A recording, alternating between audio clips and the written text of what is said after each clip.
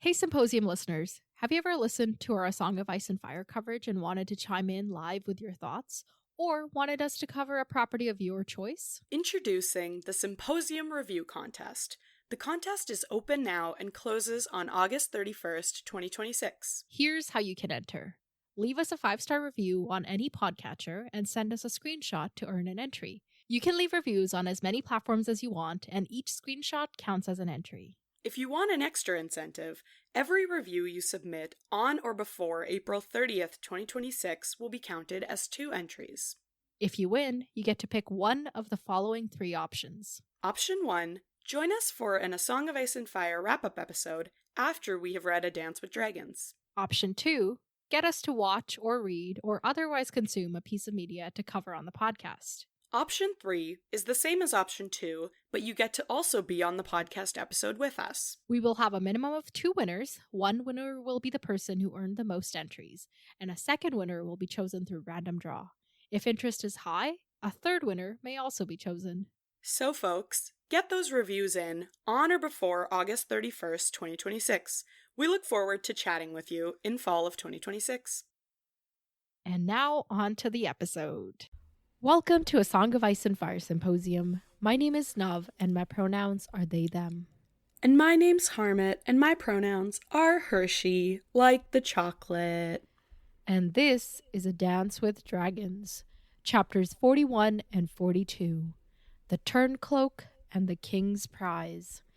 In these chapters, we get to see both sides of the impending battle from the perspective of the Greyjoy siblings.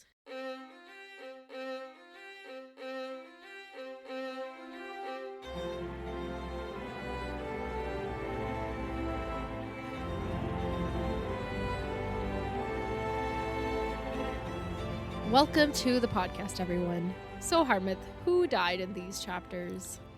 Dude, that feels like a fake question because so many. Okay, can you just specify generally? Yeah, so many people, sort of a bunch of horses, a bunch of Stannis's southern folks, gone. I think a couple of them were named, but I don't remember their names. And then in Theon's chapter, I mean, we saw the dead, but I don't think there were any new dead. I think that's right. Okay, yeah. Great. And what did you think of these chapters? They were good, but bad. They were good, but a little disappointing, a little sentimental. I was like, oh my god, are we about to lose? Like, they were kind of hurtful. Theon's chapter was really interesting. It is fun getting this, like, Dustin lady. Yeah, like, Asha's chapter was just, oh my god, are y'all ever gonna make it out of here? Sort of, I would say, like, a standard traveling chapter. That is only seen in, not only seen, but that George R. R. Martin has sort of like a special touch. Yeah. Yeah, like it sort of his he special. He knows how to write misery like nobody else. Yeah, totally. And yeah. Okay. Cool. So let's summarize these for us. Oh god, okay. 3, 2, 1, Theon. Okay, Theon's trying to avoid people. One of the girls who came with Mance is like trying to seduce him and be like, hey. Dustin comes over and is like, come with me, show me the entrance to the crypt. They go down to the crypt. She is like, she wants to see Ned's body and Brandon's body. Her and Brandon were lovers. She never got to marry him. She never got to marry Ned. The guy she did get to marry, Ned didn't bring his bones back. She's mad. She's like, I hate them for the same reason you like them. Asha, okay, bad. Like, they're like, we're gonna finish this journey in 15 days. We got this. 15 days later, they're like 10 days deep into a bad snowstorm. They are losing, like, by the end, they're losing like a dozen men and horses per day. It's bad. The southern people are mostly losing Not northern people seem to, like, the people of the hills seem to be okay. She wakes up one day, she's like, nobody, they're in like a little fishing town thingy. Yeah. Okay. All right. You got the gist of it. Mm-hmm. Okay. So these are very wintry chapters. Oh, yeah. And so we begin in Winterfell. That obviously Theon's there and everybody's there. They're huddling away from the weather. They are also experiencing the storm, but they have the privilege of being inside Winterfell's walls, so they're spared the worst of it. Yeah. And they have enough supplies and even wood to like last them at least half a year, so they're like, we got this. Nobody needs to worry about anything. Unfortunately, the Freys don't feel the same way because they too are strangers to this land. And Theon's reflecting on how the North had already claimed 3 of their fellow Frey people. And I forgot that it was 3 Freys that Manderly cooked into 3 pies. I, for some reason, thought there were 2 and that they just split them between 3 pies. But actually 3 Freys into 3 pies makes more sense. Right. I don't know, for some reason it was 2 in my head. I also thought it was 2, but maybe you just made me think it was 2. I don't know. We know how strong the Mandela effect of our podcast can be. Oh, so, totally. Yeah, we should like start coming up with like the Theon effect or the beheading effect. Like we should name it like something. Yeah, totally. What was it? What was it? Wasn't beheading. What was the word we used? Oh, decapitated. Decapitate, yes. But I was confusing it with decapacitate. Yeah. Yes, yeah. I was like, I know the word wasn't beheading. That was, the decapitation effect. Yes, for sure. Yep, the series really makes us lose our heads. Both figuratively and literally. Oh my god. Yeah, but so I guess they haven't lost people in the traditional way that Theon thinks they've been lost. But right. And so he's just making note of what Winterfell's like. The gates are super guarded. No one can come in or out unless Bolton wants it. And he's like, I guess this is my only, like, where else am I gonna go? Like, even if I wanted to escape, even if I got through those gates, where would I go? This is the only place I know. So I'm stuck here. Yeah. And it's there. He's in the dining hall, the Great Hall, and they're having like really sad porridge for breakfast. Yeah. And Ramsay comes in and demands a song, and that's when like people start partying basically at breakfast. And Theon's noting how Arya is not part of the merriment because Ramsay keeps her locked in her room where people can hear her weeping all day. Oh my god. And Theon is in charge of her baths. And Ramsay insists that she be bathed before he rapes her every time, which is quite just, there's just something about that. It's like, sorry. Yeah, it's like you're like, oh, I don't want her to be dirty, but like you're doing kind of the most vile thing. Like, it's weird to demand cleanliness from someone else. If anything, she should demand a bath anytime she comes within 10 meters of you. Anyway, yeah, totally. But it's up to Theon as her bath servant to find women to like warm up water for her, and he like usually borrows them from Walda Frey or Lady Dustin. And so they go up to the room and they can see that Arya, aka Jane, is badly bruised. So they're probably bringing all this info back to their ladies that they serve. Yeah. And so like, I don't know if were you surprised at how she's being treated, or was this pretty much par for the course, right? Yeah. Unfortunately, when you marry somebody like Ramsay, I just did not expect any more than this. Theon's kind of trying to be in denial about this. He's like, oh, no. you just gotta make him happy. It's because you're not making him happy. You just have to be Arya. Mm-hmm. And this, yeah, like, he's like, he only hurts us when we free. And like, I know with Theon's history, like, he's kind of always been like sort of treating women terribly.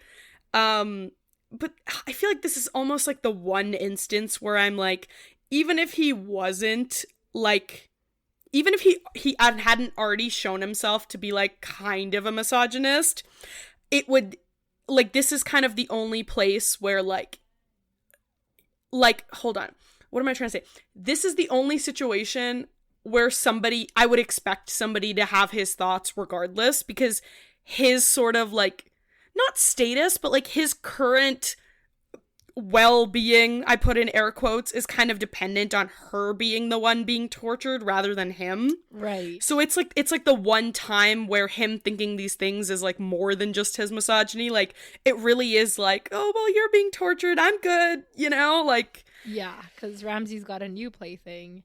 mm-hmm. And has that means that Theon has gotten it a little bit easier than usual. Mm-hmm. Yeah. And okay, also like him telling her to be Arya, and he only punishes us when we forget who we are. So is this like them all acknowledging that Ramsay knows she's not Arya? Right. Has she said something to Ramsay, like, to indicate that she's not Arya? Like, yeah, or is this I just Theon's kind of messed up version of like, he punished me when I was in Reek, so he punishes her when she's not Arya because Theon knows she's not Arya. Yeah, I kind of was thinking of it that way, because I don't really think we have any other clues that would indicate like her slipping up or anything. Like, I think this is just his messed up logic that's kind of being extended. This chapter, I am convinced that Lady Dustin is pretty sure it's not Arya, so... Oh, totally, yeah. Yeah. Yeah, oh, totally, yeah. Definitely with some of her comments, yeah. Yeah, I kind of already was like, there's no way you don't know, bitch. You're way too, like, you've shown yourself to be way too politically minded. And she to also not have makes figured a bunch this of out. comments that make it kind of obvious that she knows, Yeah, totally. So he kind of emerges from this flashback, I don't know, back into the hall, and one of Abel's washerwomen have shimmied up to him to be like, hey, do you want to come dance with me? We can hang out. If you don't want to hang out with me, I can get one of the other girls. Like, we could get you whatever you want. And I want to hear all about all your tales of bravery, how you conquered Winterfell. How did you get in? Did you have some secret way? So obviously this is them trying to like find a way out of Winterfell. But they're approaching the wrong person. And we learned some of their names. The one who's talking to him is Rowan. There's Myrtle. There's Holly. There's another one who isn't named, but she's like dancing with little Walder Frey on the table. Right, yeah. Yeah. And also, like, speaking of their party, like earlier, Abel and Mance like switches up the Dornishman's wife, the song, into tasting a Northman's daughter, and everyone's just kind of like, oh, ha ha ha, this is so funny. Like, because they take their cue from Roose, who seems to think it's amusing. But initially they don't want to laugh at it because yes, what if Roose and Ramsay find it offensive? Yeah. But they find it amusing, so everybody's like, oh, it's great, we can laugh at it. Yeah. It is funny. Yeah, but like, I'm like, okay, maybe I'm just reading into it, because Mance is very much sort of like pushing the limits of what's 100%. like, you know what I mean? Like, he totally is. So I'm like, oh, is this just him doing that? Is like I'm just keeping an eye on him. You know, I'm like, when are your schemes gonna come out? Or are we just in the information gathering stage where like you've sent out all the girls to like seduce and get what they can, you know? Like, where are we, especially with this like snowstorm? Like, Is he like, we'll wait until after the snowstorm? Because you know how last episode I was kind of saying they're going to try and get Theon on their side and use Theon too, because they're going to see like, not the bond that him and Jane have, but they're going to see that like maybe Jane trusts him a little bit more. Mm-hmm. So I don't know, but I don't know, just keeping an eye on him. But I like this plan of them trying to get information. It's nice. Well, I'm hoping it gets successful. somewhere. I'm hoping it gets somewhere. Okay, All let right. me hope. Fair enough. So he gets like annoyed and overwhelmed at this. He leaves. He's like, nope, what I did was stupid. I'm not gonna do it. Just get away from me. And he leaves, and he's outside, and you know, there's just lots of snow. There's squires building snowmen atop the battlements, which and they're like making them snow sentries. Did they do this at the wall? Yeah. Right? When they had like the scarecrow looking guys. Yeah. But it's kind of like a wholesome moment in the middle of all this misery where it's just a bunch of these kids like, we're building snowmen. Yeah. Oh. Yeah. And he's just wandering Winterfell and its ruined halls. Like, he goes to his old room, to the sept, to the forge. Like, yeah, and he's like, and he obviously still associates it with everybody. Like, he's like, my room, Mickens forge, Catelyn sept. Like, and it's just sad. And it's depressing being in Winterfell, man. Yeah. And like, nobody stops him. Like, as long as he's within the walls, he can kind of go wherever he wants, even though it wasn't like officially said he can go wherever he wants. Yeah. And he goes up on the walls and like kind of gazes out toward the horizon, and like Winterfell's walls are kind of cool because the inner wall is taller than the outer wall, so you can stand on the inner wall and see like far away. And there's like the moat, which is frozen. And he's remembering how he, like, with his men, they climbed up over the walls, swam the moat, and took the castle unawares, but Stannis is not going to have that privilege. There was a sentence that I really liked where, like, he's talking about how, like, the whole world was turning white, which I also really liked, but it's like when he's looking out at everything, he's like, wow, it's hard to identify, like, that's the King's Road, like, that's that, all the things, and he's like, the wounds snow made, snow conceals, because he's thinking about when, like, all the things that Ramsay's men had burnt, and it had turned, like, black, but now it's all being concealed. Snow makes lowercase snow covers, Yeah, I was like, okay, clever Theon, but then he's like, oh, he's not Snow, he's Ramsay Bolton, you know, like... Yes. Yeah. Oh, man. Yeah, and he's reflecting on how, like, they could, like... Stannis could try to starve them out, but Stannis is more likely to starve himself because he doesn't have the protection of Winterfell. Little does Theon know he already kind of has. But also, he thinks how that desperation will actually probably give them kind of like a strength that the people inside Winterfell won't have. If it's literally live or die, they will do anything to fight it, whereas people that are not so desperate may not fight to that same degree, so maybe that gives Stannis an edge all the same. But if we're already dead before the fight starts, that's true. That's true. Helpful. Yeah, but Theon doesn't know that, right? So yeah. So then he finally ends up in the Godswood, and he like kneels to pray, and he says, please, I never meant... The words caught in his throat. Save me. Give me. And then he doesn't even know what he wants to be given. And then the only sound that he hears is a faint sobbing. And he thinks that it's Jane sobbing in her room. Because who else could it be? Gods don't weep. Or do they? Man. Thoughts? Bran? But Bran, why are you weeping instead of doing something? You know what I mean? Like, I know he's a kid. What can Bran do? I guess. I know. Yeah, I'd probably be weeping too if I was him. I think this is like maybe one of my favorite Theon moments. you know? Yeah. Like, it's very tender. Because especially even last chapter, he was like, man, I'm so far away from my gods, but were they ever even my gods? These gods were never my gods. And then now here he is, like, praying, you know, sort of finally, like, but it's also really desperate. But not, like, knowing even what exactly to pray for. Yeah, like, it's just desperate. But it is better than when he was, like, when last chapter he was like, Stannis, just barge in and end everything, you know? So it does kind of feel a little bit more hopeful to pray. Yeah, it honestly does feel like progress, I will say. Yeah.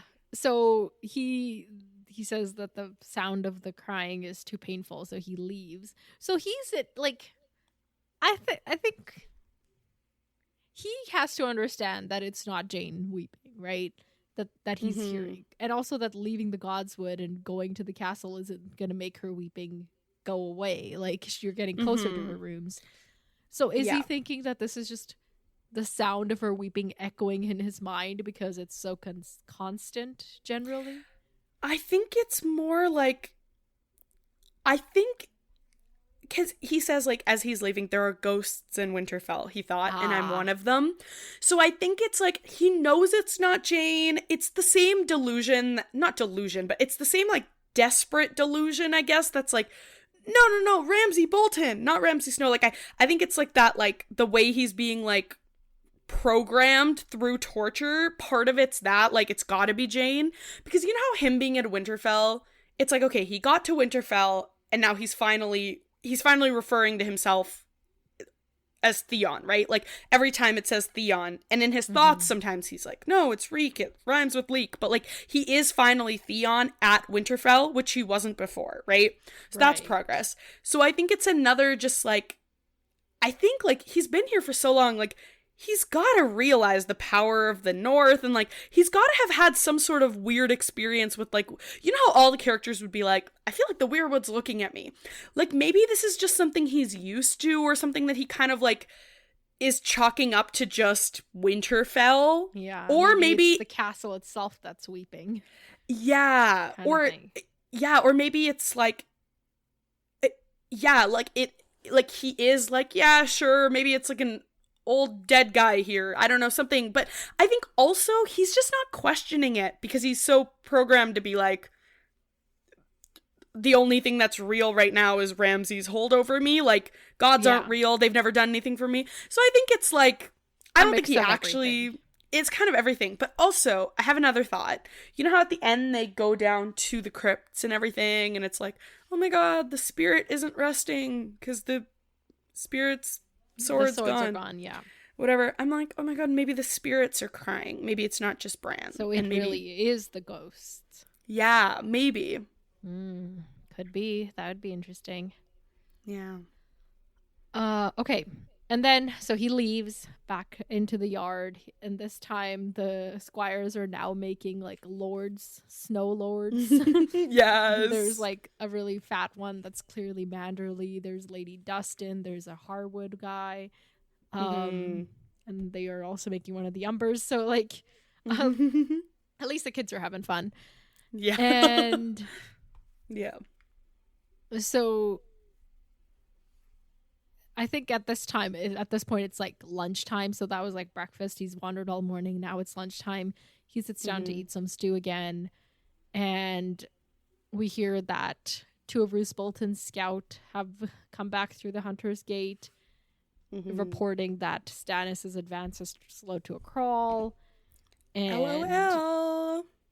that it's basically falling apart because the clansmen can go faster than the Southern people. So it's like great news for them.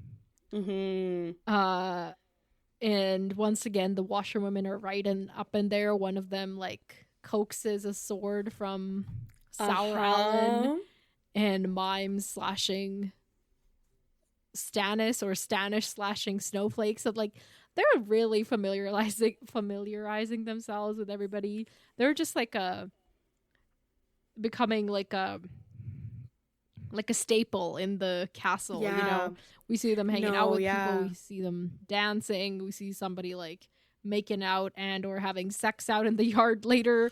Like, yeah, they've like they're kind of everywhere.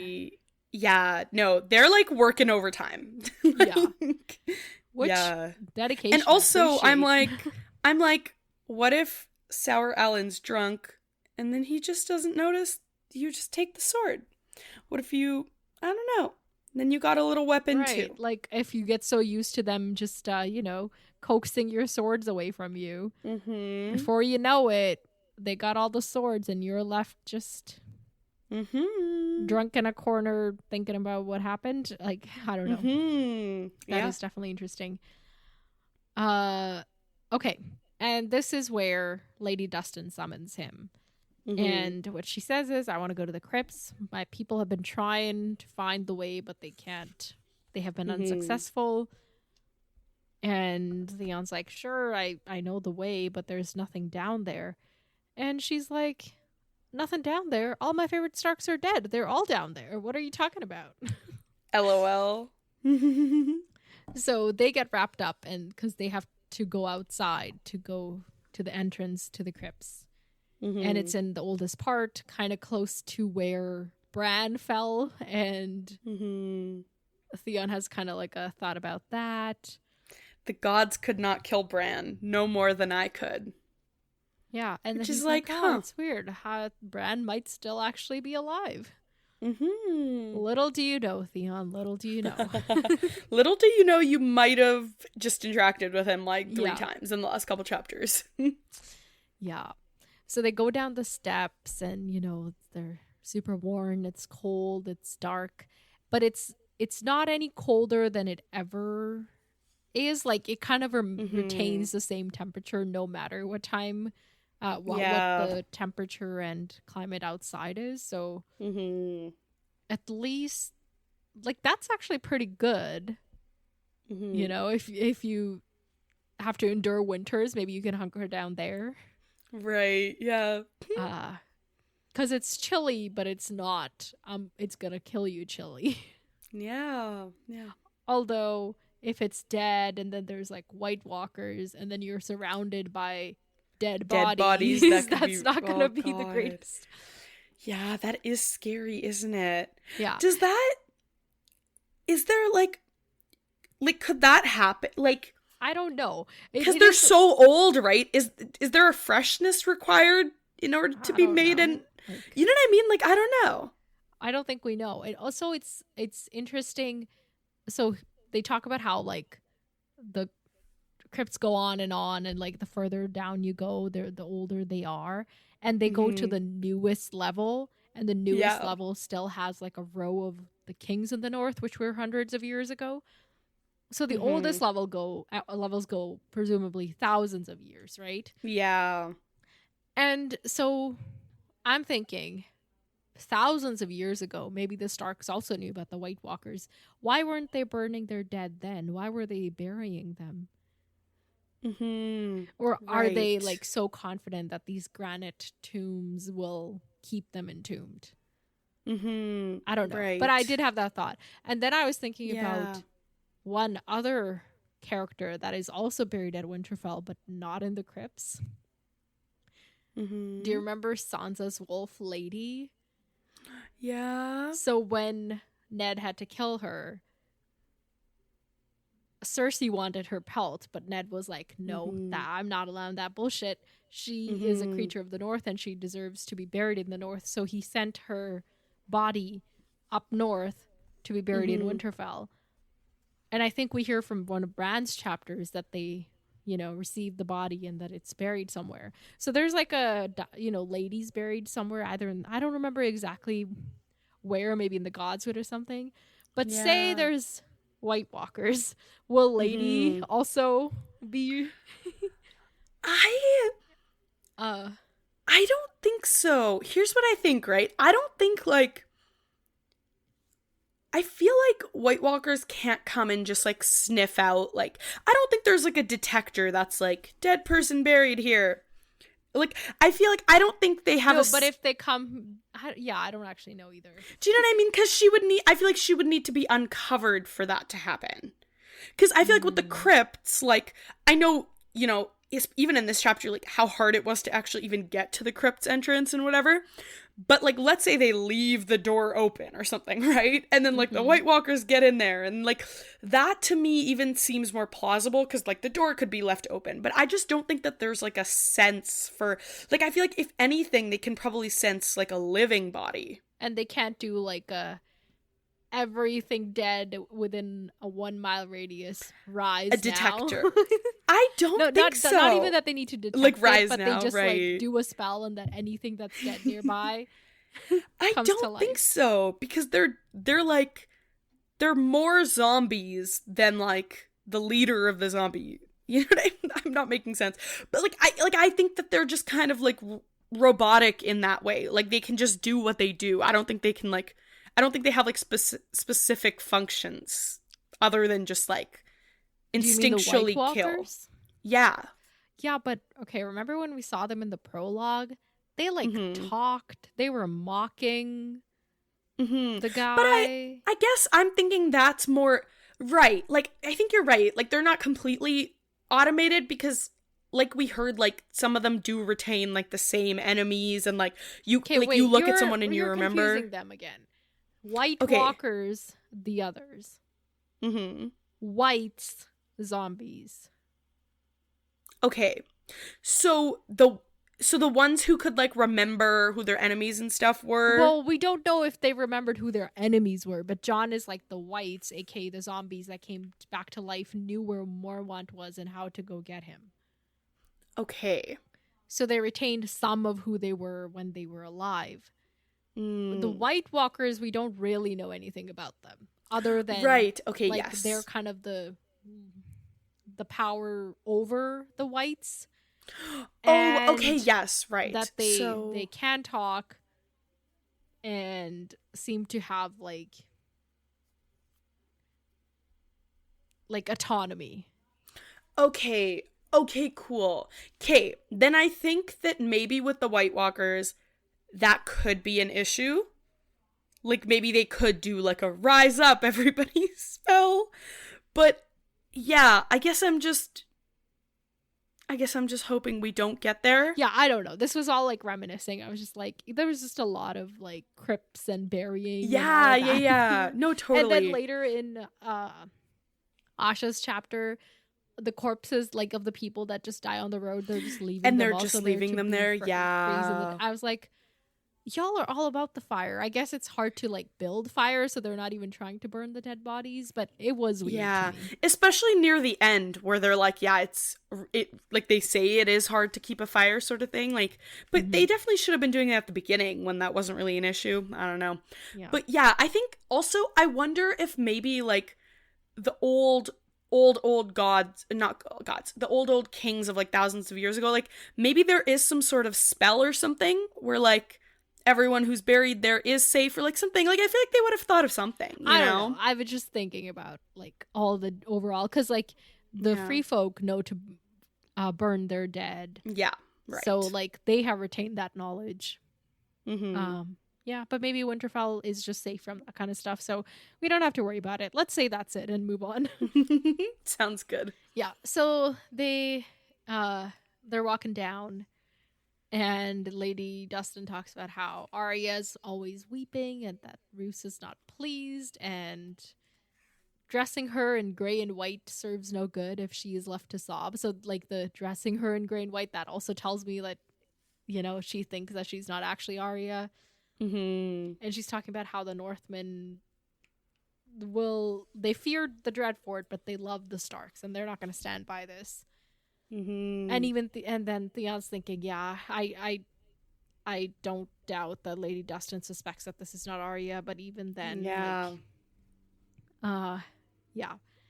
And according to her, Arya's sobs do us more harm than all of Lord Stannis' swords and spears. Do you think that's true? I think so, because like even like the things that get brought up in this chapter and in the next chapter, where they're like, even the people that Bolton has don't have like an intrinsic loyalty to Bolton. Like they would much rather, like if we came forward and we were winning, like we would have a shot of like getting them on our side, whatever. But I think even beyond that, like maybe I'm just delusional, but like I feel like there have been moments like freaking like for example, like Manderley is clearly like my son's safe. I'm going to fuck shit up if I can, right? Mm-hmm. And then also like this part I think maybe is just delusion, but there was a moment earlier in this chapter where like Umber and what's his name? Give me 1 second. Umber and like Harwood Stout are kind of like whispering in a corner.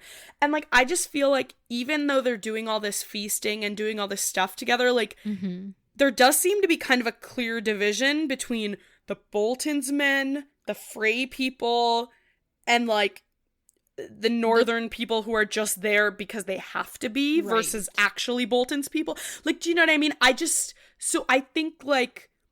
think Lady Dustin is right that like they're kind of letting this opportunity they're like leaving this opportunity open for their enemies, you know?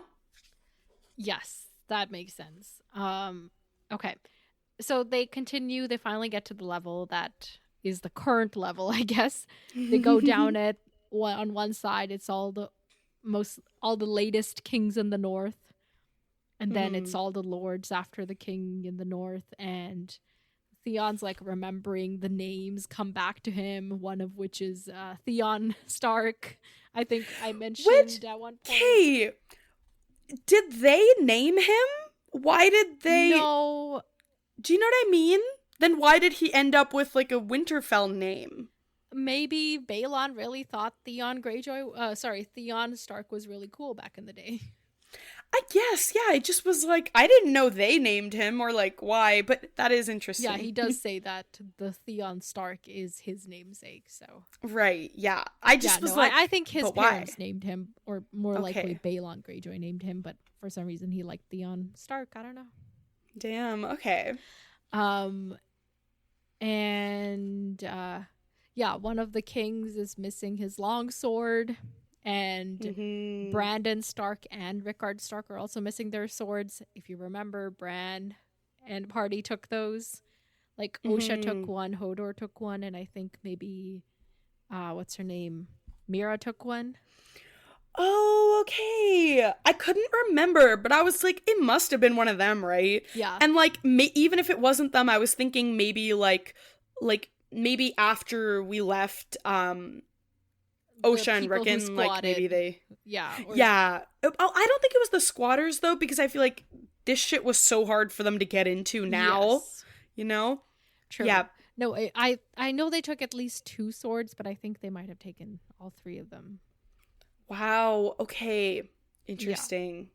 I totally didn't remember that. I figured it was them, but I just didn't remember. One of them. I don't remember if Mira took one, but they do say that 3 of them are missing, so they must have, you know? Okay, yeah. Okay, interesting. So they finally get to the most recent Starks, and Theon, out of nowhere, finds the courage to ask Lady Dustin why she hates the Starks. And she says, for the same reason you love them.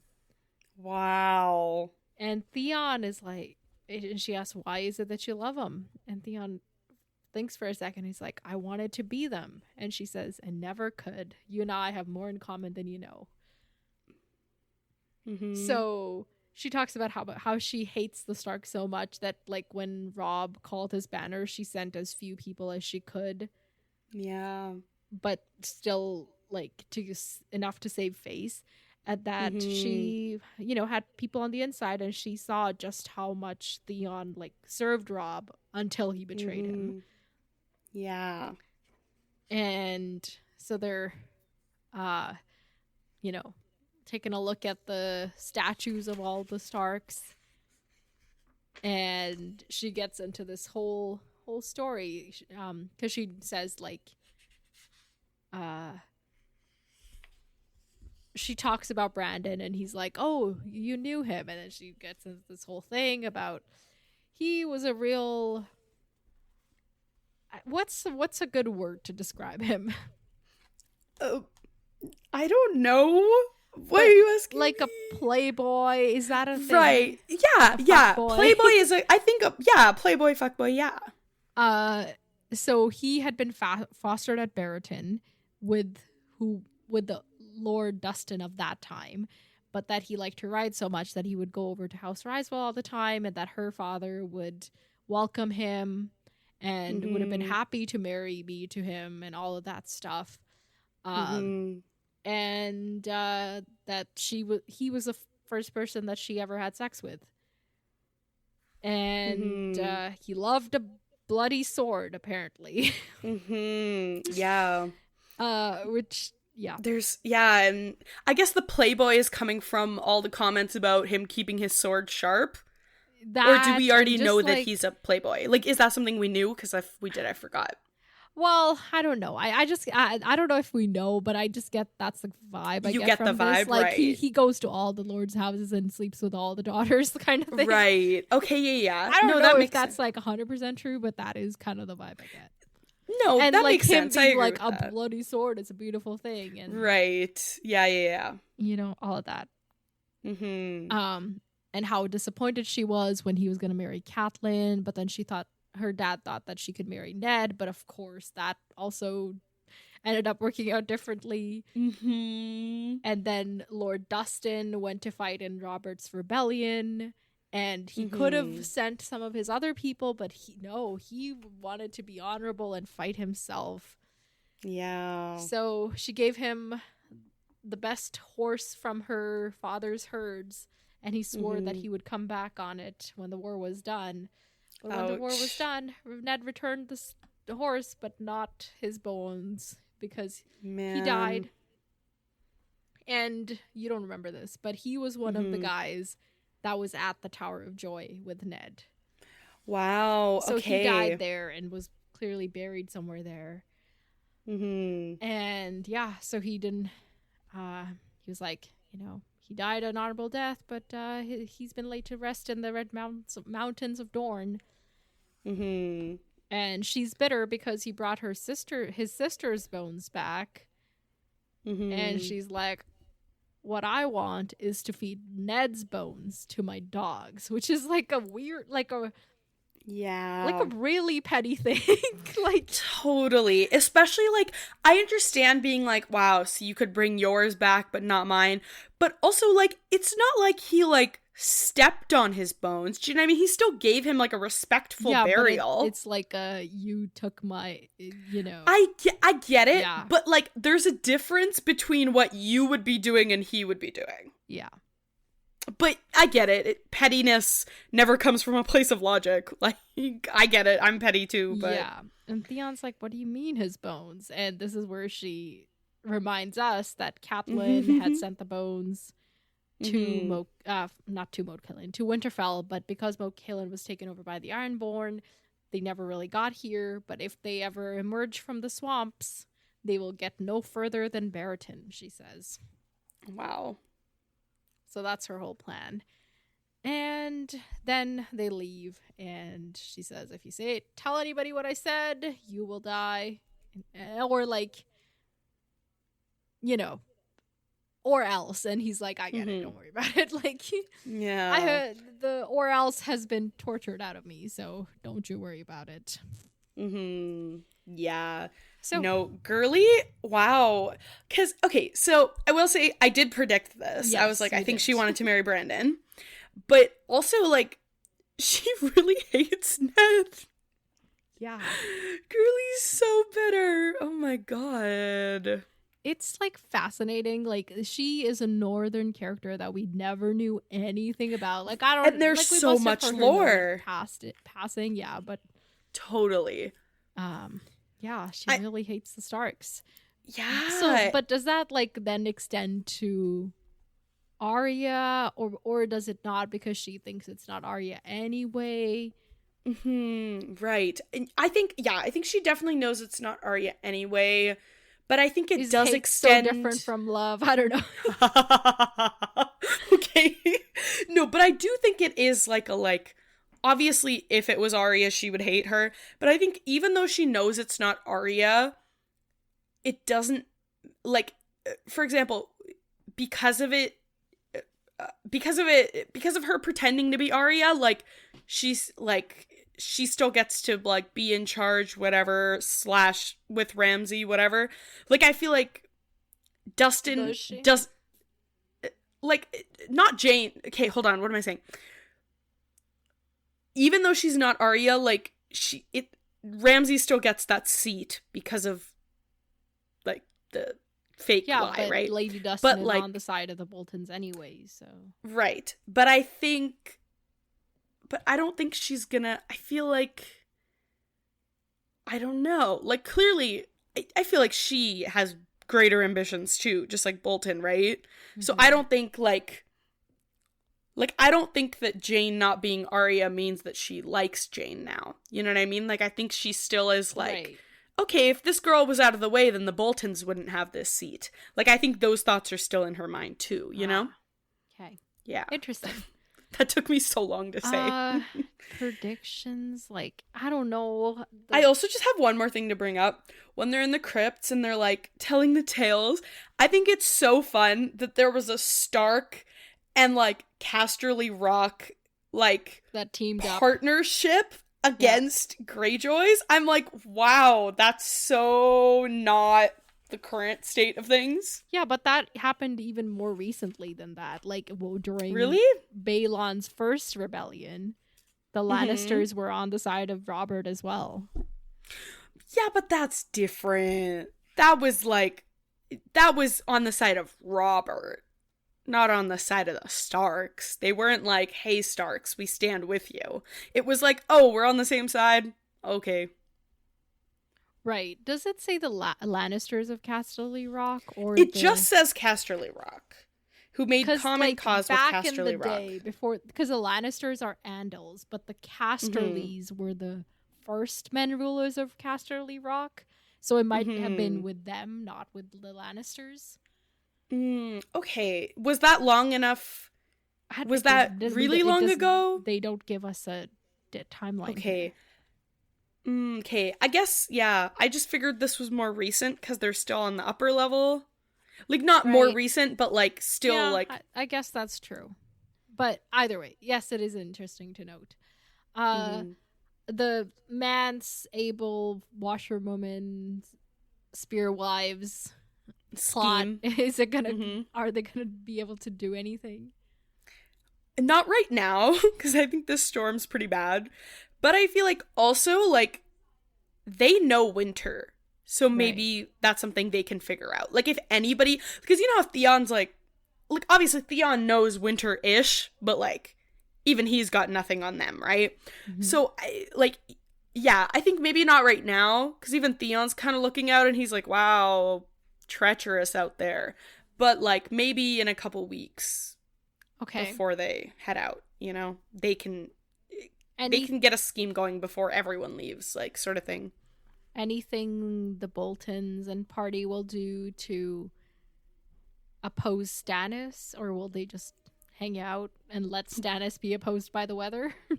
I think so. I don't think he's got to do anything yet, you know, so I think for now they're like, oh, joy, you know. Yeah. We've been seeing some character development in Theon. Like, you know, he's no longer thinking, like, his chapters call him Theon instead of calling him Reek. And his chapter names are no longer Reek, even though they are kind of still, like, his lowest points. Like, the Prince of Winterfell was one of his biggest mistakes. Turncloak is, like, such a title of dishonor, you know? Right. So it's not like he's like a respectful guy again, but he's no longer the Reek that we encountered in that first chapter. So what else do you expect to see from Theon in this book? I do see kind of that going upwards. I think it'll be one of those things where, I hate to say it, but especially now with me being like, guys, is Jon gonna make it? Like, I'm genuinely doubting it.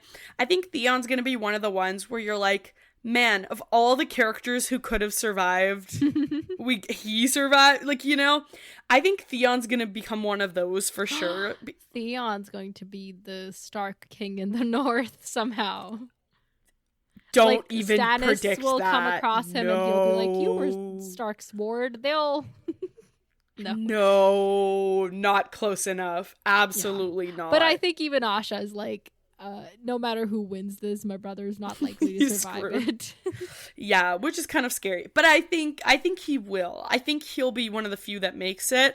And also with all the knowledge that he knows, like I think he's going to be a dangerous weapon. I do hope that he kind of ends, like, I guess my best case scenario here is that, like, Bolton's distracted with Stannis stuff and Mance is able to sneak out Jane and Theon, and then along the way, like, maybe Mance gets Theon to Asha, or like something. Like, that's kind of my best case scenario for Theon right now. Okay. Do you know what I mean? Yeah. But what about Jane? So she gets rescued by Mance? I think so. And that all goes swellingly. I think in terms of, yeah, like, I mean, yeah, like, I do think they're gonna be able to, like, take her or, like, get rid of her or something, just because I think then that would be a good way to be, like,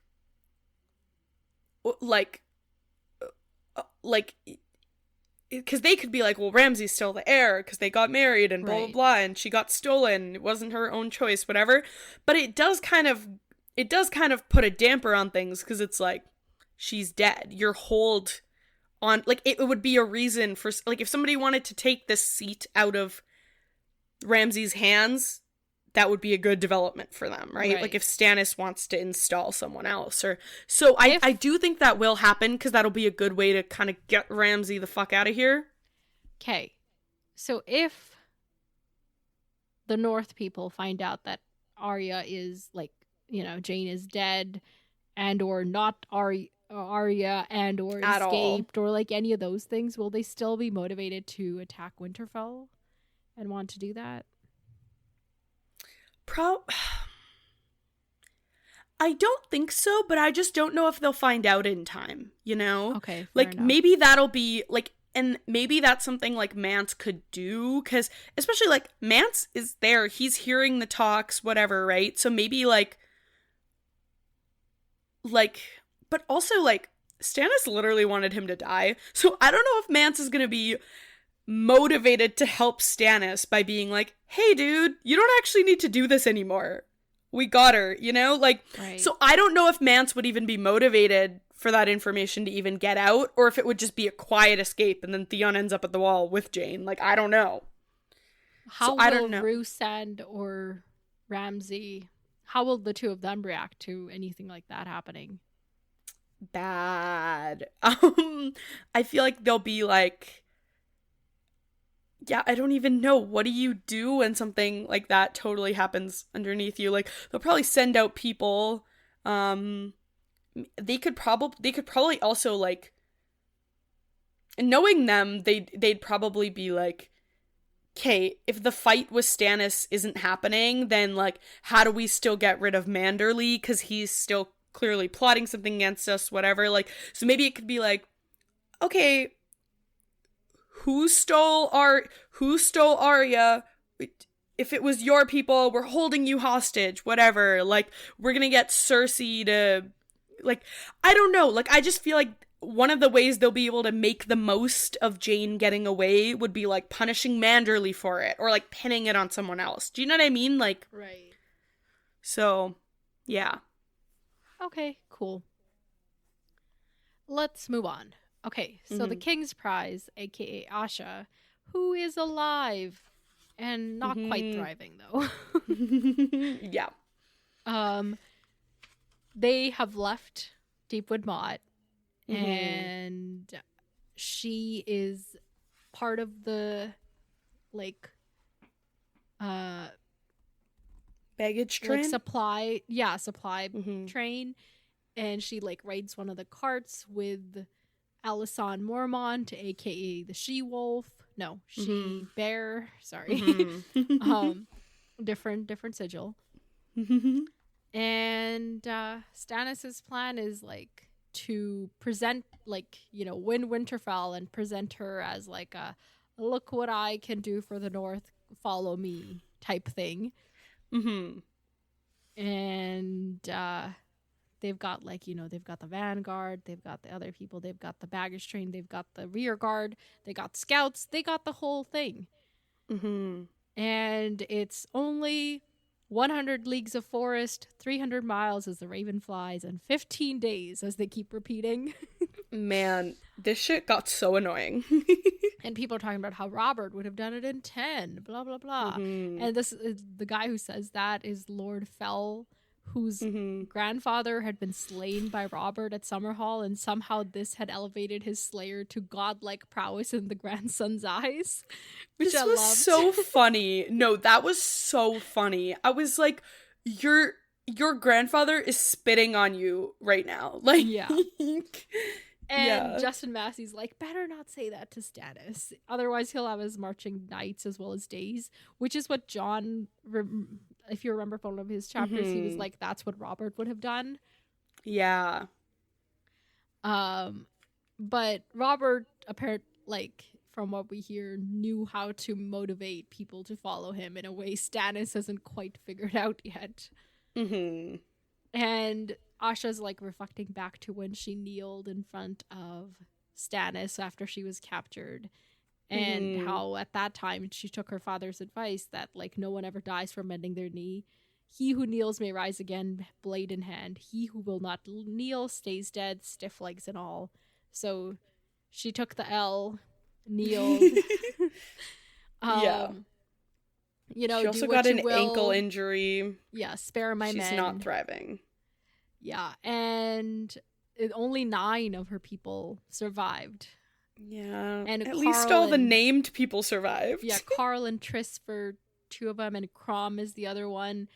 And we later find out that they were left in the dungeons at Deepwood Motte. They are not traveling with her, so she has like nobody yeah, that she knows around her. Yeah. And Stannis does not like her. And she does not like Stannis. Exactly. Her I do like womanhood seemed to offend him. I do like seeing him through her eyes, though. Like, I feel like she has an interesting read on him. Yeah. And she's like, I'm not as great a prize as he thinks he is, because northern people aren't going to be impressed that he captured a woman. Yeah. And she's noting how, like, Stannis is uncomfortable around all women, no matter what they wear or what they do. So he's just not the sociable guy. And Justin Massey is in charge of the baggage train, and he visits her multiple times a day, bringing her food and drinks and all this stuff. And yeah, and he's convinced that like Melisandre not being here is a really bad idea. Well, is he's like a half believer, but Melisandre is like the Queensmen are super like, we should have brought her. And but he says it too, like he's the first one to say it to her. Oh, okay. Yeah. But she also calls him a half believer, so like it's a bit of both, I guess, with this guy. Yeah. Yeah, you know how when like being in a really bad spot is what makes you start praying? He's probably one of those. Where like right now he's really scared about how this is gonna go, so he's like, man, we should have brought Melisandre, like yeah. Right. Alysanne Mormont, her constant companion and watch over, like the person who is in charge of making sure she doesn't escape. She's pretty cool. Yeah. And she and Asha are like pretty much the same age as well. And she's so it's the she-bear who's like, Justin Massey wants you, and Asha's like, no, actually he wants my lands, because he lost his other, and if he doesn't make an advantageous marriage, he's just going to be one of the household knights to the king. Which he's not satisfied by, but to herself she thinks that he's not going to get much from me either, because nobody's going to be wanting me on the Iron Islands. Yeah. How the Ironborn are not a forgiving people, and Asha had been defeated twice now, so it's like basically she's irredeemable. Oh, but she's like, sad. he brings me food and stuff, so I'm not going to discourage him. He can hang out. Yeah, it's not like I got anybody else here with me. Yeah. So they make 22 miles the first day, 24 the next day. But eventually it gets so, like, later on there's like a passage where it was like they made 5, 4, like 2 miles a day. And then eventually like half a mile. Half. Yeah, exactly. Yeah, it's bad. At that point, they're just getting from one end of their camp to the other by the end of the day. Literally. Yeah. And even like there's like even before they set out, there was so much conflict. And then as the conditions get worse, like the northern men are like, it's all your southern people's fault that we're not moving quick. We can do this. You're the one making sure that we are literally failing. And then all the southern people are like, see, we shouldn't have marched out anyway. This is all on you northern people who needed to rescue. So it literally is like they're dying and they're fighting. And it just was terrible all over. Yeah. So we cling to the little moments, like her talking to Elisan about her sisters. There's Liana on Bear Island, Lyra and Jory with their mom, and Daisy, who was killed at the Red Wedding. And she also tells Asha about her kids. She's got a son and a daughter that's 9 years old, which means she had a baby when she herself was basically a baby. And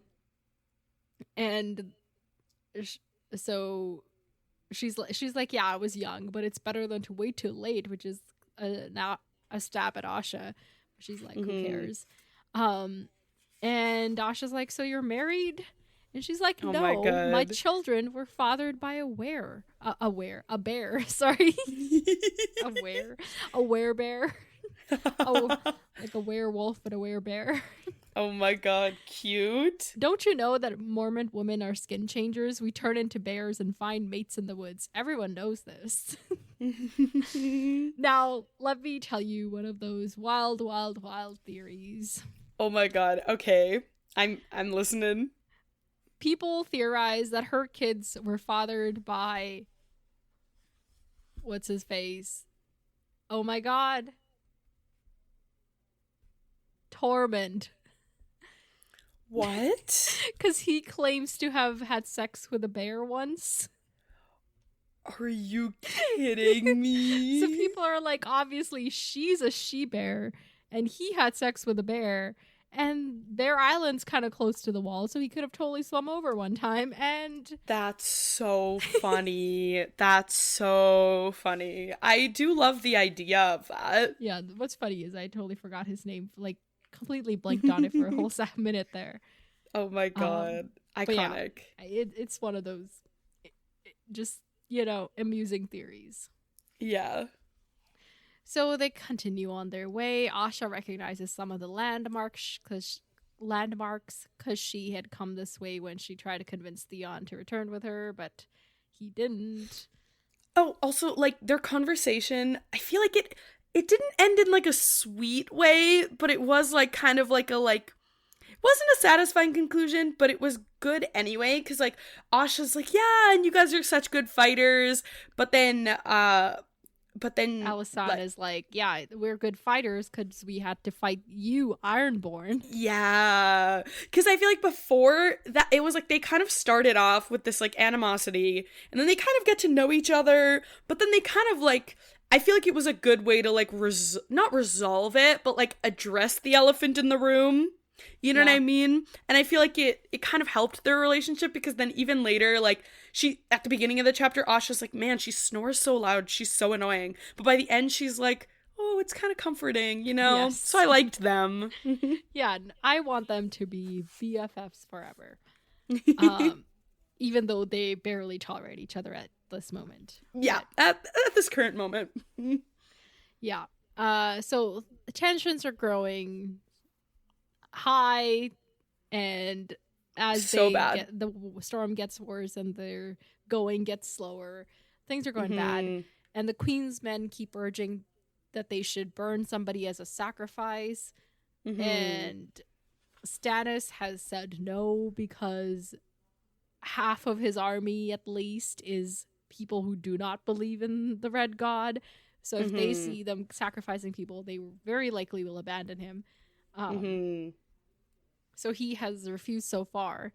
But do you remember the main thing Melisandre would look for in people to burn, or one of the main things? King's blood. Yeah, King's blood. And what does that say for Asha's situation? Oh wait, that's bad. Oh my god, I didn't even think about that. No. So good thing that Stannis has been refusing so far, but how long can he keep that going? Oh my god, that's scary. Oh, I don't like that at all. Yeah. So they make camp one day and she goes up to Stannis because she is invited to. Oh yeah, because it literally, she even says at one point, like, oh, she's like, they would as gladly burn me as those logs and broken branches. And I thought she was just talking about, like, oh, they don't like her, blah, blah, blah. But I feel like that has an extra meaning because it's like, she would be the one to burn for a good sacrifice. Oh, that's scary. Yeah. So she's well fed and warm, and one of the things, like, she's also invited to the king's tent every night because he wants to show her off and whatever.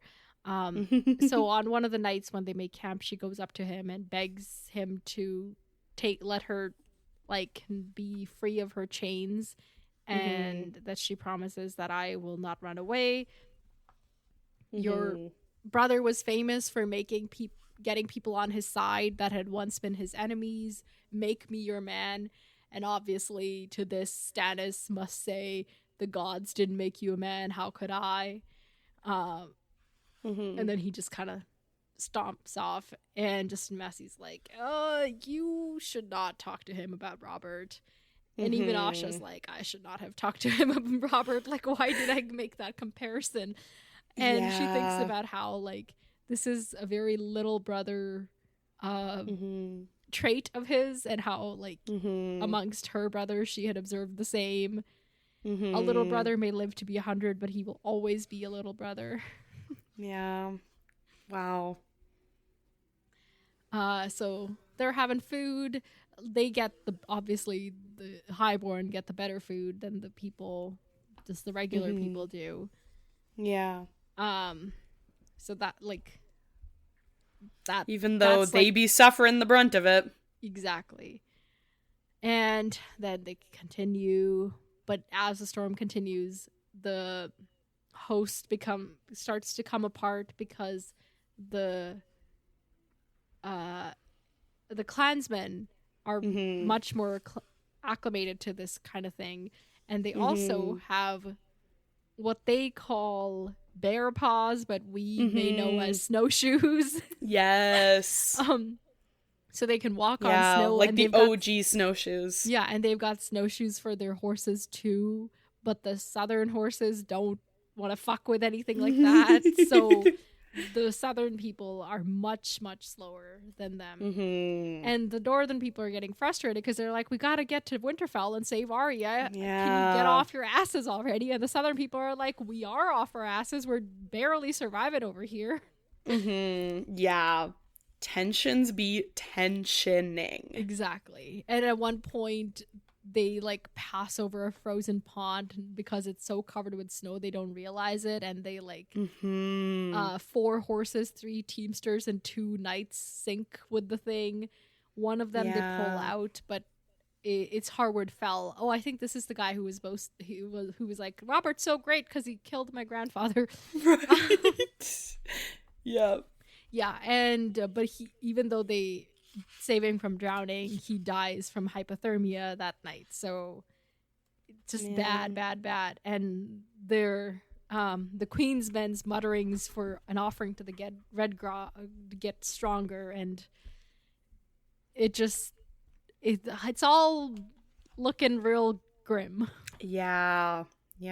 And this is, I think, also where they were already kind of losing people day by day, but I feel like after this, like, like after the frozen pond bit, it just amplifies and they really start losing people every day. And they can't even build fires anymore because even though they're in the heart of the largest forest in the Seven Kingdoms, there is like no dry wood to be found anywhere. Yeah. Meanwhile, the clansmen are like, what are all y'all so afraid of? This is no winter. Up in the hills, we say that autumn kisses you, but winter fucks you hard. This is only autumn's kiss. Man. Oh.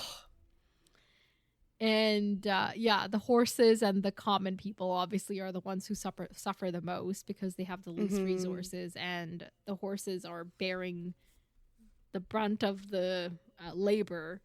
So they just like start dying of exhaustion and exposure, and the horses get like butchered for meat on the spot because they're also running low on food.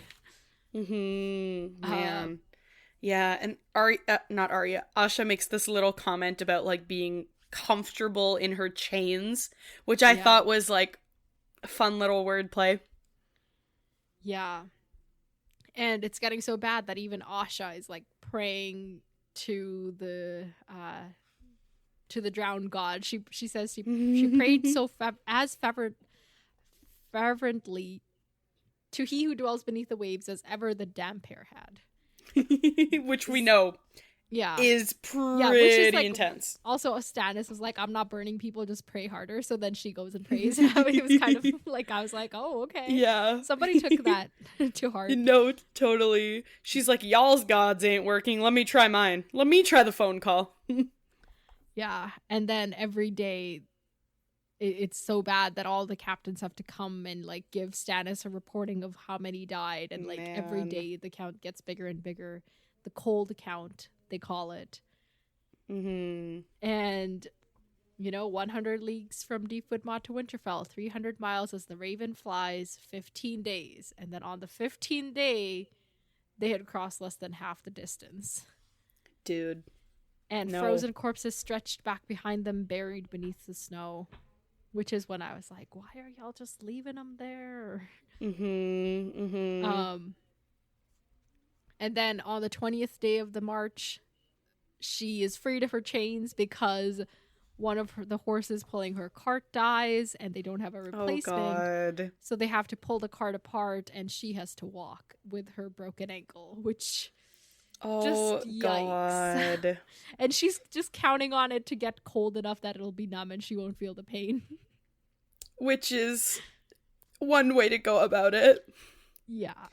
And she's so tired that day that she falls asleep at the table, but then they continue, and like 6 days later they run out of all the vegetables. On the 32nd day they eat the last of the grain and fodder, so now all they have is raw horse meat. Which cannot be fulfilling all their nutrition needs, Yep. And so then like finally on a nightmarish day when the column advanced to Bear Mile and lost 12 horses and 4 men, this Lord Peasbury turns against the Northmen and is like, this is a madness, more dying every day, and for what? Some girl? Ned's girl, said Morgan Little. Okay, I'm gonna be real here. Reading this made me cry. Like, it literally brought tears to my eyes, and I had to take a second.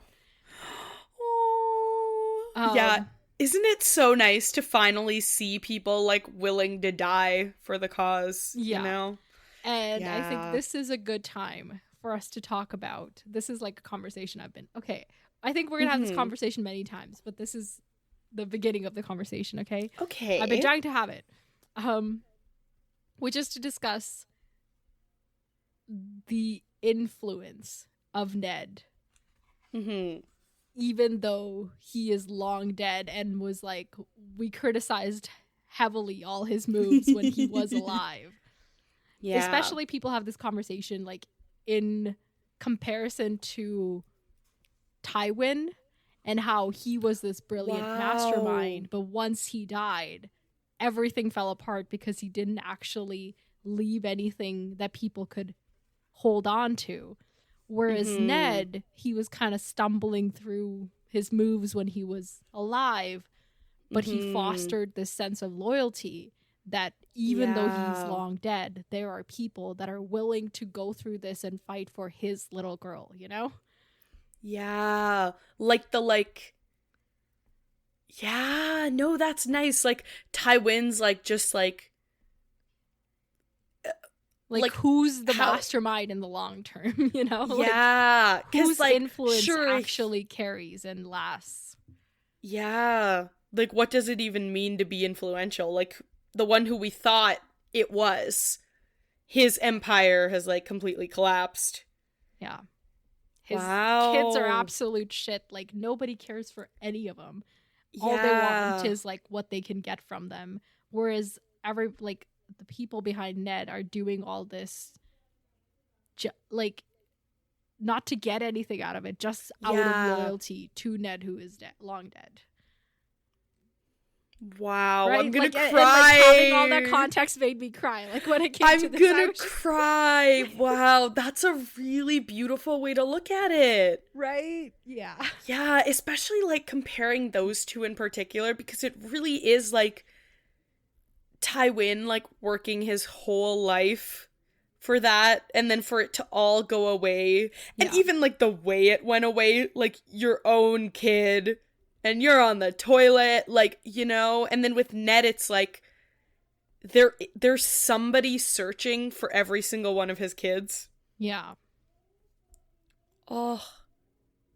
I'm gonna cry. That's really sweet. Isn't it? Yeah. So because I have all that context in my mind, right? Yeah. And I read this stuff too, but this time it, like, really got me. Just, like, no, totally. Like, no, it's Ned's girl. That's why we care. Like, yeah. Oh, and you know what, man? And this is so nice because I feel like the last few books, I feel like I have just been, like, going ballistic over this. I've been like, nobody is doing anything because, yeah, like, even, like, I'm not one of his, like, little... Lord's bannermen, yeah. Yeah, one of his little bannermen. Like, I'm just, like, a girl in this world, you know? I'm a girl reading Ned's chapters, wanting for somebody to just do what he wanted done. And it just, like... and it is wild, though, because it's, like... what's it called? Like, patience is a virtue, I guess, because, like, I feel like I was complaining about this in the other books, but it's like, I feel like in this book, we're really seeing those effects, you know? Yeah. Like, the impact of Ned. Yeah. Man, now I want to go back and read his chapters again.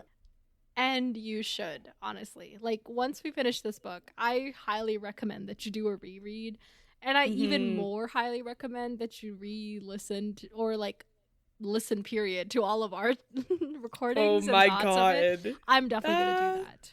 Oh my god. Yeah, and yeah, I mean, we'll have a few months to do some of those things, but it gives you hope for what is possible. Like, even though Ned is gone, his legacy remains. The North remembers, you know? Totally. And oh, shit can be righted. The North remembers is so good. It just... yeah, man. Oh, I recently rewatched Hamilton because they, like, re-released it in theaters for, like, a limited edition time, right? And now it was, like, my first time watching it in theaters because the first and only time I'd watched it was, like, at home, right? Yeah. So, like, watching it on the screen and just, like, and it's so many of those similar themes where it's, like, what's your legacy? Like, and it's literally just, like Burr and Hamilton, these two men in opposition, both trying to secure a legacy.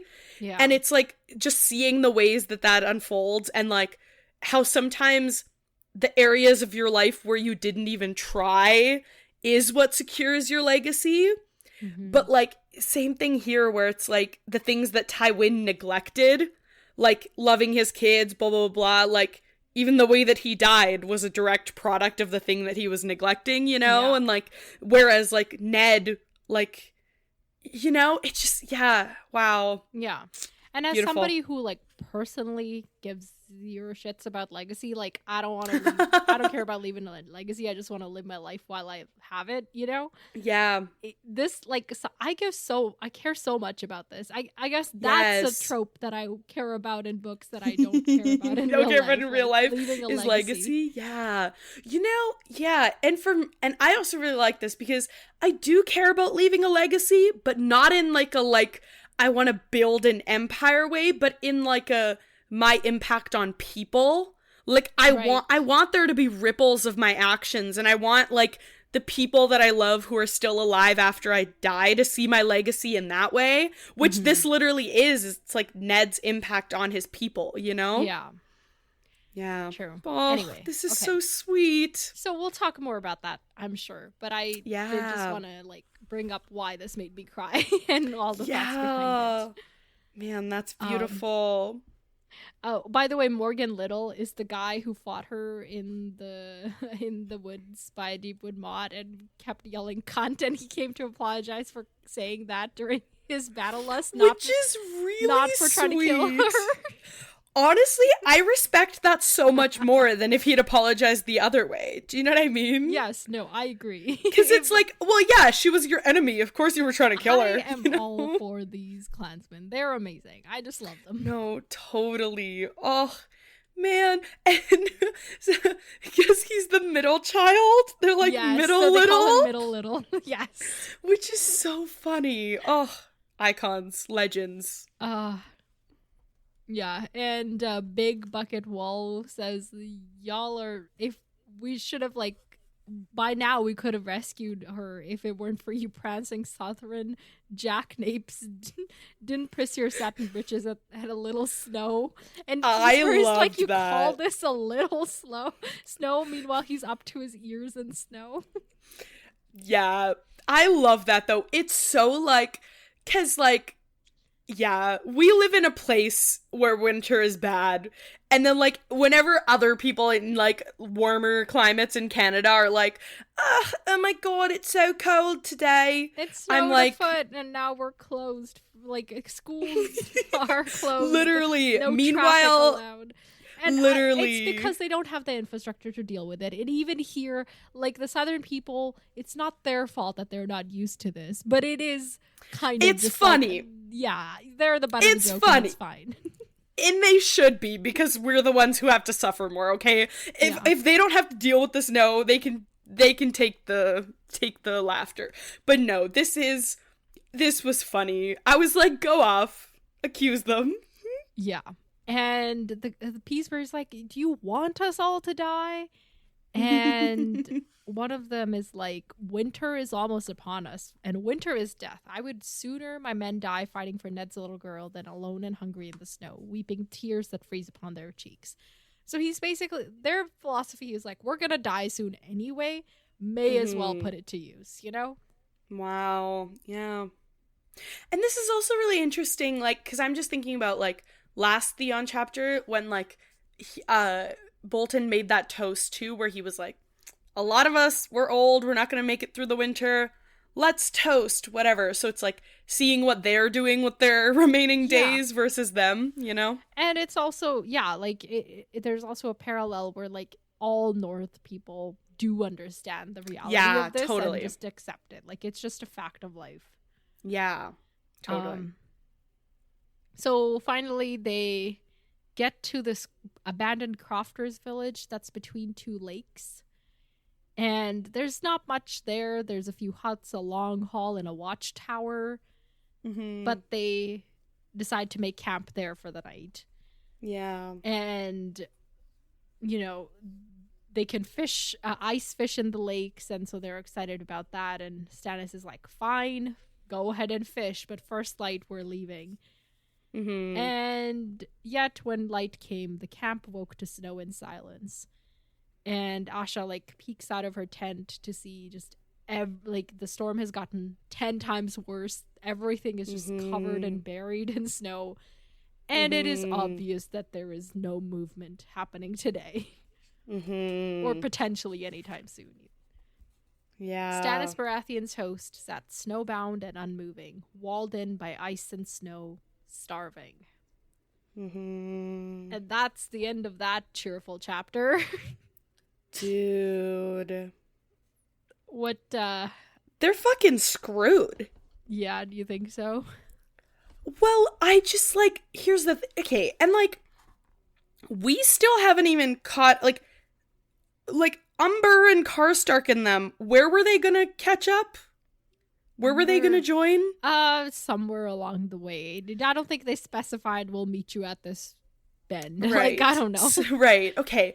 So I'm like, okay, that hasn't even happened yet. I mean, in terms of the Karstarks, maybe it's a good thing, you know? Yes, yeah. But, like, I'm just thinking about, like, the overall plans. Like, so I'm like, I don't know, like, maybe the Umbers could come help. Maybe, like, if Mance does come that way. Like, I'm just thinking, because I don't even know if they can make it out on their own from here. Like, maybe it's just, like, the survivors leave. Like, but, like, there's so many of them. Like, Sorry, I just who can don't make even. it out from here? Sorry? You said, I don't know if they can even make it alone from out here. Who's they? Like, them as a unit to, like, go attack. Stannis' people. Yes. Without yeah. the force of the Karstarks and the Umbers. Yeah, just because, like, they don't have any food, right? Like, they stopped here. They're like, maybe we can eat these fishies. Like I just feel like they don't, you know, like I just. They're gonna have some goldfish, like the cheddar kind. Right. Oh yeah, because goldfish are real, right? Like actual goldfish. Don't you know, Harmith, be a goldfish. Especially when you come across a spoiler. Be a goldfish. Yes, of course. I'm such a lie. Yeah. What was I gonna say? Well, yeah, I just don't know how they don't make it out of here. I just don't know how they make it out of here without support, but I also don't even know who's available to support. Like, I know, like, you know what I mean? Maybe a little god called R'hllor. Uh-huh. Yeah. No, you don't think that's gonna help? You don't think they're gonna try? Maybe. I don't think so. I know Stannis has been sacrificing things recently, but come on, Stannis. You can't have waited 30 days for the thing to get worse and then to give in anyway. Like, if you were gonna do it before all the people died. It's giving trolley problem, but you say, let everyone die. Like, you know? You were like, oh, let us not do this sacrifice. Let's not alienate our people. Oh, wait, how about we let everybody die and then we also alienate everybody too?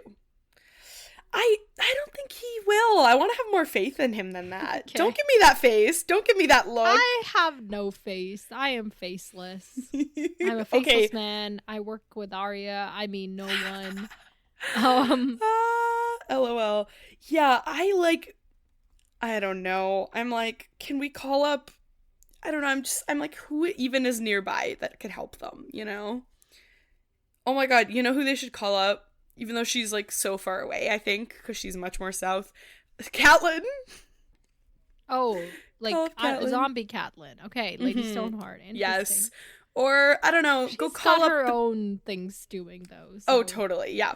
Call up fucking Bear Island. Be like, please come join us. Come help. They already have the force of Bear Island. Alysanne Mormont, the she-bear, and her people. No, but, like... Maybe they can bring, like, food and stuff. Like, you know how, they already did. Bear Island is, like, farther than Deepwood Motte. I'm trying, okay? Because everywhere else I look, I'm like, well, Dustin's people aren't gonna come. Bolton's people aren't gonna come. You know what I mean? Like, I'm really grasping here. Well, maybe Cleftjaw's not gonna come. Maybe you should be a believer in R'hllor. Maybe that's what's missing here. Uh-huh. Okay. Yeah, I feel like best case scenario, like, Mance or someone comes and helps. And brings all the food that he has in his pockets? Like... No. Like, just, like, we can get Asha out at least. And, like, maybe we can get Stannis, you know. Okay. Maybe Davos can bring Rickon in, like, 2 days, So you're saying this is a lost cause? A little bit. Like, I would love for them to not... Like, I just don't know how they... Like, maybe... Okay, we've stopped here... We wait out the storm, we eat fishies to survive, people keep dying, but it's not that many people, and then eventually we can attack. But by then, like, is Bolton gonna wait? Or is he gonna be like, like, is he gonna be like, well, I guess he has to wait, like, if Stannis continues to approach, and it's not like they can leave in this terrible storm either, so I guess they just chill at Winterfell waiting for them, and then they eventually make their way there, and then use the desperation and try to break in and win. I just don't have a lot of faith in this. All right. Like, as much as I would love to. You think Asha might get away, though? I think so. Okay.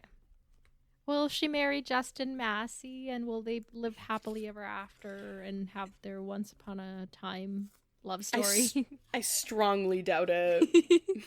Oh, I am sad that she was separated from Carl, because she had like a, she had her main squeeze and things were going well for them. You're using words today that you never use, and that's so funny. I like to be a person of varying vocabulary. No, I don't. You do like to try on things, for sure. I do. Not all of them stick. I always wear the same old sweater that I always wear. It's just so cozy. What can I do? Real. All right. So I think we're done with predictions with those. I think so, yeah. All right. Next chapters. We're reading 2 next time. Let's say Dany and Davos. You really want the alliteration, don't you? Well, we're reading chapters 43 and 44. 44 is one of my favorite numbers. Sorry. 43 is Daenerys. Wow. Okay, what was she up to? Oh, she was like, let the world die, I'm gonna fuck my guy. Oh, that rhymes. Yes. Yeah, because she was like, oh, Dario, you didn't betray me, Brown Ben Plum did. Okay. I mean, I feel like they're gonna get attacked, and then we gotta, like, deal with it. And, like, Brown Ben Plum has, like, insider knowledge. Although I thought it was Dario. Okay, Dario has, like, insider knowledge. I feel like, but then also, wasn't she gonna, when was the wedding? Wasn't she gonna schedule the wedding? Yeah, she was like, I'm getting desperate. I guess I gotta do this. Yeah, I feel like she's gonna schedule the wedding, but then they're gonna attack. Okay. All right. Yeah. So then at least she'll be spared the wedding if they get attacked. Maybe, yeah. All right. Okay. Chapter 44 is Jon. Ooh, Dany and Jon. Classic combo. Jon, what did this boy just do? He sent Val off. He sent everybody off. He pissed everybody off. Everybody pissed him off. Like, right. Oh, yeah. When he, like, sort of was like, leave my sights. Okay, I think maybe we'll hear about the people who are missing. Maybe Alistar comes back and is being fucking annoying. Maybe he's trying to get more recruits. Maybe something happens with the 2 whites we're keeping in the basement, you know? Or no, just the dead bodies. Yeah. No, or they were whites? They are dead bodies. He's waiting to see if they might reawaken as whites, so that he can do a little scientific method analysis on them. Wait, why does he think they're gonna turn into whites, though? What about them? Because they died beyond the wall, and that was the last time that they brought, like, dead bodies over. And right. Okay. Yes. Okay. Right. Yeah. Thank you. Yeah. Maybe we'll learn more about his crow. Maybe Bran or someone will speak to him. Okay. Cool. Yeah. Well, that's everything. And, yeah, just folks, to do the things. Sorry. We always have, like, such a, like, petering out of the episode. Because we're like, we have run out of things to say. So now, bye. So go leave a review, join the review contest, join the Discord, send us an email. Our email is popculturesymposium@gmail.com. Follow us on Instagram. And until next time, farewell, my friends. Talk to you later.